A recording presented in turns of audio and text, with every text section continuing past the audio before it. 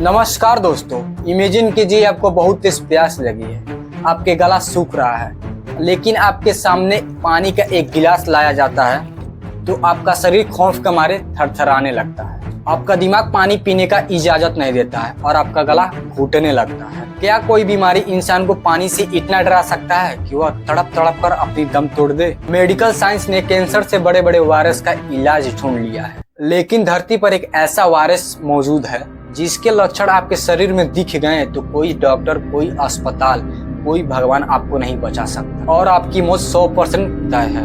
आज हम बात कर रहे हैं मानव इतिहास के सबसे खूंखार और जानलेवा वायरस की, rabies virus. Rabies is one of the most terrifying diseases known to humans. In my hand to wipe out a whole city. Ridiculous! To think that this could kill a man.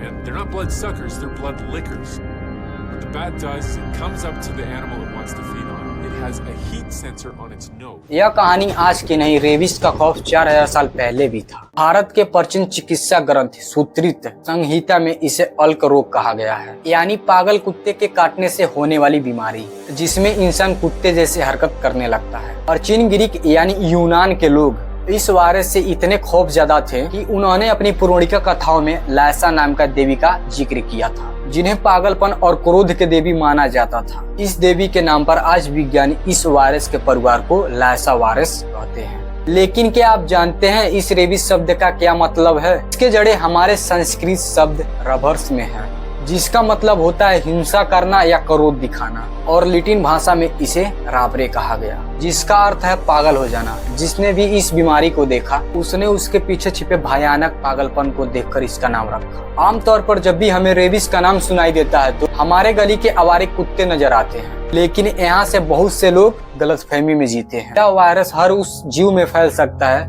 जो स्तनधारी mammal होते हैं, यानी जो जीव अपने बच्चों को दूध पिलाते हैं, बिल्ली, बंदर, नेवला और चमगादड़। और यह सबसे बड़ी बात, रेबीज कोई अकेला वायरस नहीं है। इसका वैज्ञानिक के भाषा में एक बड़ा समूह है जो 17 से ज्यादा अलग अलग स्ट्रेन में मौजूद है, जो दुनिया के अलग अलग जानवर में छुपे बैठे हैं। इसलिए बल्कि कुत्तों से नहीं बल्कि आवारा या जंगली जानवर के काटने से भी हो सकता है। अब यहाँ बहुत से लोग सोचते हैं अगर किसी जानवर को रेबीज हो जाता है तो उसके अंदर एक नया वायरस पाया जाता है। तो जवाब है नहीं, रेबीज होने पर शरीर में कोई नया या दूसरा वायरस पैदा नहीं होता है। सिर्फ रेबीज का वायरस ही अपने अरबों में संख्या बढ़ा लेता है। लेकिन ये संक्रामित जानवर किसी इंसान को काट लेता है तो इसके मुंह में पहले से जानलेवा बैक्टीरिया जैसे पोस्टेबेरला और टीटनस के कीटाणु घाव में सीधे चले जाते हैं, यानी इंसान के शरीर में डबल अटैक होता है। एक तरफ रेबीज का वायरस नसों में हमला करता है और दूसरी तरफ बैक्टीरिया घाव को सीधा सड़ाने लगती है। यही वजह है कि जब आप डॉक्टर के पास जाते हैं तो यह सिर्फ रेबीज का वैक्सीन नहीं देता, कि मुंह के अन्य कीटाणुओं को मारने के लिए टीटनस का इंजेक्शन और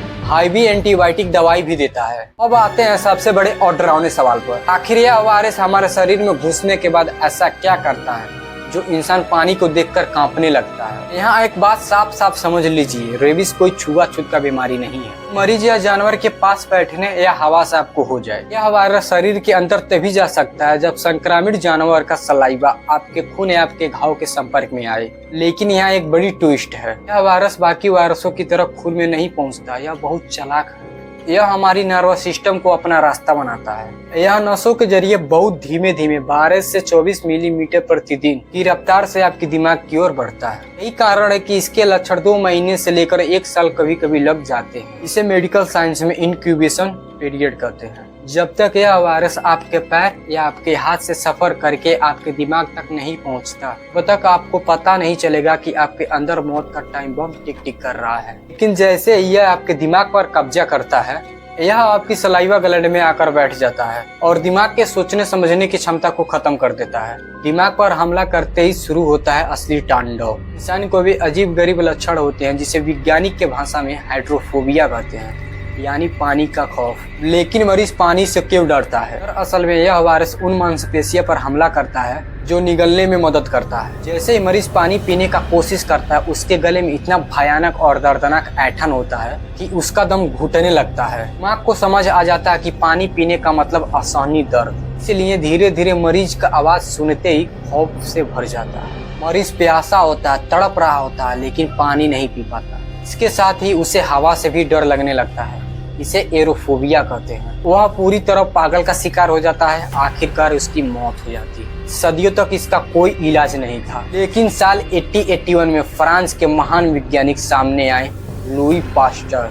6 जुलाई 1885 को पहली बार 9 साल बच्चे की जान बचाकर दुनिया का पहली रेबीज वैक्सीन बनाया। आज वैज्ञानिक मौजूद हैं, लेकिन फिर भी हमारा भारत इस वायरस से इतना ज्यादा पीड़ित है। WHO के मुताबिक दुनिया भर में 59,000 हर साल मरते हैं। इनमें से सबसे ज्यादा भारत में मरते हैं, लगभग 20,000 लोग। इसका सबसे बड़ा कारण है हमारे देश में आवारा कुत्ते की आबादी।